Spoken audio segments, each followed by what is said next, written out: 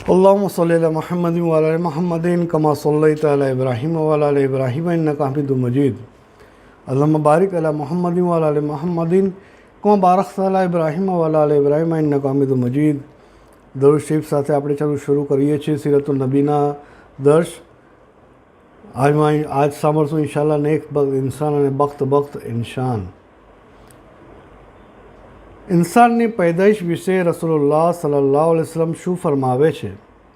સહી બુખારીમાં ટાંકલી હદીસ વાંચી હઝરત અબ્દુલ્લા બિન મસૂદ રઝિયલ્લાહુ તઆલા બયાન ફરમાવે છે કે અમારી એક ઇલ્મી મજલિસમાં રસૂલુલ્લાહ સલ્લલ્લાહુ અલૈહિ વસલ્લમે ફરમાવ્યું, તમારામાંથી દરેક ઇન્સાન પેદા થવા પહેલાં માતાના પેટમાં એવી રીતે રૂપ ધારણ કરે છે। શરૂઆતમાં 40 દિવસો સુધી નુતફાની શકલ રહે છે, પછી એટલા જ દિવસો સુધી જામેલા લોહીના રૂપમાં રહે છે, પછી એટલા જ દિવસો સુધી માંસના લોથડાના રૂપમાં રહે છે। એ પછી અલ્લાહ તાલા એક ફરિશ્તાને મોકલાવે છે, તેને 4 વાતોનો હુકમ ફરમાવે છે। પહેલો હુકમ આ છે કે માતાના પેટમાં ઇન્સાનનો આકાર લેનાર બાળકની ઉંમર લખો, એની ઉંમર કેટલી છે। બીજો હુકમ આ છે કે એની ઉંમર આટલી છે, અને બીજા હુકમમાં આ છે કે તેની રોજી લખો અને એને આટલી રોજી મળશે। ત્રીજો હુકમ આ છે કે એની કરણી લખો કે દુનિયામાં એ આટલો કામો કરવાનો છે। એ પછી માતાના ગર્ભમાં ઉછેર પામનાર બાળકના બદનમાં અલ્લાહના હુકમથી રૂહ ફૂંકવામાં આવે છે। એ પછી બને છે એવું કે તમારામાંથી એક ઇન્સાન નેકીના કે ભલાઈના કામો કરતા રહે છે જ્યાં સુધી કે જ્યારે તેની વચ્ચે અને જન્નતની વચ્ચે ફક્ત એક જ ગજનો ફાસલો રહી જાય છે તો અચાનક તકદીરનું લખાણ આડી આવી જાય છે અને તે જન્નમીઓ જેવા કામો કરવા લાગે છે। નતીજા રૂપે મરણ પામીને જન્નમનો હકદાર ઠરી જાય છે। અલ્લાહ આપણા સૌને હિફાજત ફરમાવે। આપણા માટે પણ આ વસ્તુ થઈ ચૂકી છે કે આપણે પેદાઈશથી અત્યાર સુધી થયા છે એના પહેલાં અલ્લાહ તાલાએ આ વસ્તુ થઈ છે। આપણા સુધી મરતદમ સુધી આપણે અલ્લાહ પાસે દુઆ માંગતા રહીએ કે અલ્લાહ અમારી જો આ વસ્તુ થઈ ગઈ હોય તો અમને જહાન્નમનો ફેસલો થઈ ગયો હોય તો અલ્લાહ ફેસલો બદલીને અમારી કિસ્મતમાં જન્નતનો ફેસલો લખી દે। ચલો આગળ વાંચીએ।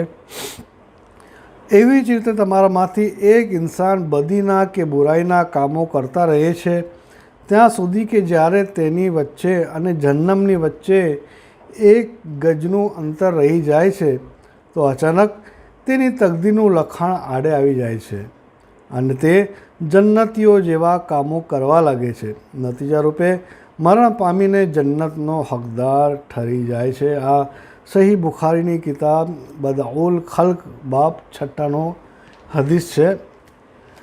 એક વિષયની બીજી હદીસ વાંચો જ્યારે હઝરત અનસ બિન માલિક રઝિયલ્લાહુ તઆલા બયાનમાં કહે છે, એક મજલિસમાં રસૂલુલ્લાહ સલ્લલ્લાહુ અલૈહિ વસલ્લમે ફરમાવ્યું કે અલ્લાહ તાલાએ દુનિયામાં આવનાર દરેક બાળકની માતાના ગર્ભાશય ઉપર એક ફરિશ્તાની નિમણૂક કરી દીધી છે। માના પેટમાં નુતફાના નિર્માણ પછી ફરિશ્તો કહેતો રહે છે, યા રબ, હજુ નુતફો છે, આ રબ હવે લોહીની ગાંઠ છે, આ રબ હવે માંસનો લોથડો છે। કે આ બધી વસ્તુ અલ્લાહને જાણ કરતા રહે છે। હાલાકે અલ્લાહ આલિમુલ ગૈબ છે, વસ્તુ જાણે છે, તે છતાં ફરિશ્તોના જરીએ આ વસ્તુ કહેવડાવી અને આની અલ્લાહ તાલા કયામતમાં બધી વસ્તુની અલ્લાહ સાક્ષી થશે કે આ તમારી વસ્તુ થતી હતી, બધી અમારી સાથે મોજૂદ હતી। આગળ વાંચીએ। એ પછી અલ્લાહ તાલા તેની પેદાઈશનો ફેસલો કરી નાખે છે। જ્યારે ફરિશ્તો પૂછે છે કે યા રબ, એ નર છે કે નારી? યા રબ, એ નેક બખ્ત છે કે બદબખ્ત છે? યા રબ, એની રોજી કેટલી છે? યા રબ, એની ઉંમર કેટલી છે? આ બધી વાતો અલ્લાહના હુકમ મુજબ તેની માના પેટમાં જ તેની પેદાઈશ પહેલાં લખી લેવામાં આવી હતી। સહી બુખારીની કિતાબુલ હૈઝ બાબ 17માં આ હદીસ મોજૂદ છે, આપણે જોઈ શકીએ છીએ। આથી આ પણ શું વસ્તુ થાય છે ને એક વસ્તુ વિચારવામાં પણ આવે છે કે આ વસ્તુ દરેક ઇન્સાન સાથે થઈ ચૂકી છે. દરેક ઇન્સાનના સાથે આપણે પણ મોજૂદ છીએ કે આપણે પોતાની જાતને પણ જોઈ શકીએ કે આ વસ્તુ અલ્લાહ તાલાએ આપણાની પેદાશ પહેલાં અને આપણી પેદાશ વખતે જે ગર્ભશાળામાં આપણે હતા માના એ વખતે બધી વસ્તુ ફરિશ્તો પૂછતો અને બધી વસ્તુ અલ્લાહ કરી ચૂક્યા છે, લખી ચૂક્યા છે. તો પછી રોજી માટે અલ્લાહના હુકમોને છોડી, રોજી માટે બાળ બચ્ચાઓને છોડી અને કુરબાની દઈને અને બધી વસ્તુ કરવું, આ બધી વસ્તુ પર જરાક વિચાર કરીએ આપણે. ચલો આગળ વધીએ. એક હદીસમાં એ પણ ફરમાયું છે કે દરેક પેદા થનારું બાળક દીને ફિતરત પર જન્મ પામે છે. પછી તેના મા બાપ યહૂદી હોય તો બાળકને યહૂદી બનાવે છે, અને ખ્રિસ્તી હોય તો ખ્રિસ્તી બનાવે છે, અને અગ્નિપૂજક હોય તો અગ્નિપૂજક બનાવે છે. મતલબ આ છે કે કુદરતના કાનૂન મુજબ આ દુનિયામાં પેદા થનાર દરેક માણસ બાળક ઇસ્લામની પ્રકૃતિ પર પેદા હોય છે. એટલે પેદાઈશી રીતે જે મુસલમાન હોય છે, પછી મા બાપના ઘરનો જેવો માહોલ અને તેના સાંચામાં ઢળી જાય છે. એમાંથી કેટલાક ખુશનસીબ બાળકો મુકદ્દરના સિકંદર હોય છે.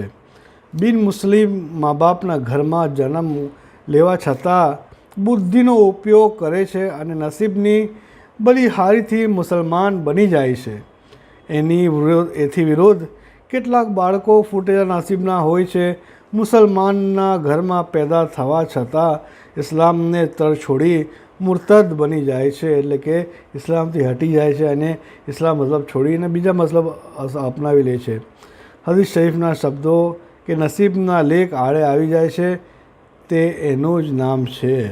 અલ્લાહ તાલા અમને સૌને સમજવાની તૌફીક અતા ફરમાય. ચલો આગળ વધીએ. નર અને નારીના જન્મનું રહસ્ય. આથી પહેલાં આપણે ચૂક્યા છીએ રસૂલુલ્લાહ સલ્લલ્લાહુ અલૈહિ વસલ્લમ બિલકુલ ઉમ્મી હતા, એટલે કે અરબી નહોતા, અરબી જાણતા નહોતા, અરબીના માહોલમાં હતા, પણ અરબી લખતા વાંચતા ક્યાં પણ શીખ્યા નહોતા. એ લખવાનું વાંચવાનું જાણતા નહોતા, કોઈ મદરસા કે સ્કૂલમાં ગયા ન હતા. દુનિયાનો કોઈ ઇન્સાન આપનો શિક્ષક ન હતો. અલ્લાહ તાલાએ પોતે જમીન અને આસમાનના ઇલ્મોનો ખજાનો આપના નૂરાની સીનામાં ભરી દીધો હતો. માનવતા સહાબા ઉપરાંત યહૂદીઓ, ખ્રિસ્તીઓ અને મૂર્તિ પૂજકો વારંવાર આપને જાત જાતના સવાલો પૂછ્યા કરતા હતા. સાહબા આપને સવાલો રબ્બે ઝિદની ઇલ્મન, એટલે કે પોતાના જ્ઞાનમાં વધારો કરવા ખાતર પૂછતા હતા. ત્યારે યહૂદીઓ અને મુશ્રિકો આપની પજવણી કે પરીક્ષા ખાતર પૂછતા હતા. એવા પ્રસંગે હઝરત જિબ્રીલ અલૈહિસ્સલામ આપની તહેનાતમાં પધારતા અને પૂછેલા સવાલોની જવાબ બતાવી દેતા હતા.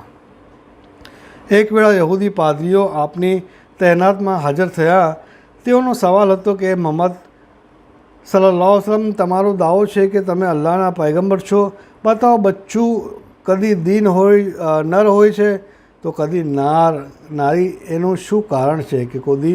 કે બચ્ચું ક્યારે માણસ જન્મે છે, ઇન્સાન બને છે, અને કાં औरत બને છે, કે નર હોય કે નારી, એનું શું કારણ છે? આપે ફરમાવ્યું, સાંભળો, મર્દનો નુતફો ઘટ અને સફેદ હોય છે, સ્ત્રીનો નુતફો ફાતરો અને પીળો હોય છે.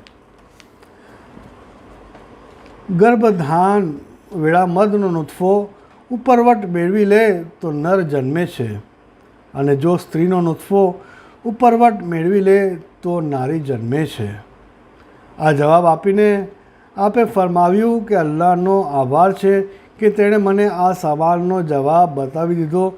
સાચું કહું છું, આથી પહેલાં મને એની ખબર ન હતી. અલ્લાહ તાલા આપણે સૌને આને સમજવાની તૌફીક અતા ફરમાવે. ઇતિહાસકારોનું કહેવું છે કે આજથી 1400 વર્ષ પહેલાંના અરંબ ખંડ પર જહાલતનો અંધકાર આધાર પાઠ છવાયેલો હતો. તહેઝીબ, તમદ્દુન કે સાયન્સ કઈ ચીડિયાનું નામ છે તે કોઈ જાણતું ન હતું.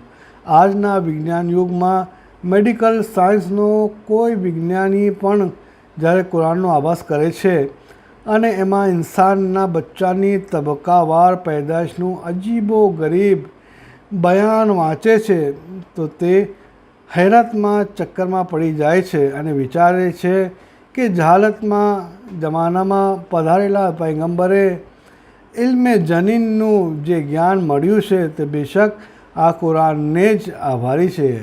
પછી તે મનોમન પુકારી ઉઠે છે, બેશક આ કુરાન જગતના સર્જનહારનું જ આકાશી કલામ છે. મોહમ્મદ પૈગંબરનું કલામ હોય એવું શકતું નથી, કે મોહમ્મદ પૈગંબરનું કલામ હોઈ શકતું નથી. આ અલ્લાહનું જ કલામ છે. આ અલ્લાહ આપણાને સૌને અલ્લાહ નબી સલ્લલ્લાહુ અલૈહિ વસલ્લમ મોહમ્મદ સલ્લલ્લાહુ અલૈહિ વસલ્લમના ઝરીએ આપણાને બધી વસ્તુ સંભળાવી, શીખડાવી અને જાણે આપણને ઇલ્મમાં પણ આપણો અંદર વધારો કર્યો, કે આથી આપણા ઈમાનમાં વધુ પુખ્તગી આવે. આપણા ઈમાનમાં જેટલી પુખ્તગી આવશે એટલું આપણા અમાલોમાં પુખ્તગી આવશે. જેના માટે આપણે અલ્લાહના શુક્રગુજાર બનીએ, અલ્લાહના આબિદગુજાર બનીએ અને અલ્લાહના zikr કરવાવાળા બનીએ. કે આપણે એને સમજ આવતી હોય તો આપણે કરીબના આલિમો પાસે જઈને એમનાથી આપણે શીખીએ અને એના પર અમલ કરીએ. કે સીરત જ્યાં સુધી આપણે નહીં સમજીએ, નહીં શીખીએ, ત્યાં સુધી આપણે અલ્લાહને ઓળખી શકતા નથી. અલ્લાહે પોતાની ઓળખ આપી. અલ્લાહના લાખ લાખ શુક્રગુજારી અમે છીએ. અલ્લાહ તાલા આપણને દુનિયા અને આખિરતની કામયાબી આપે, દુનિયામાં આખિરતમાં વધારે વધારે કામયાબી કરવાનો અમને તોફીક આપે અને અમને જન્નતનો હકદાર બનાવે. અલ્લાહ તાલા કહેવા કરતાં વધારે આપણાને અમલ કરીને તોફીક અતા ફરમાવે અને બીજા સુધી પહોંચાડવાની તોફીક અતા ફરમાવે. આમીન યા રબ્બલ આલમીન. સુબ્હાનલ્લાહ વબિહમ્દિહી સુબ્હાનકલ્લાહુમ્મા વબિહમ્દિકા વ અશહદુ અલ્લા ઇલાહા ઇલ્લા અંતા અસ્તગફિરુકા વ અતુબુ ઇલૈક. સુબ્હાન રબ્બિકા રબ્બિલ ઇઝ્ઝતિ અમ્મા યસિફૂન વસ્સલામુ અલal મુરસલીન વલ્હમ્દુલિલ્લાહિ રબ્bil આલમીન.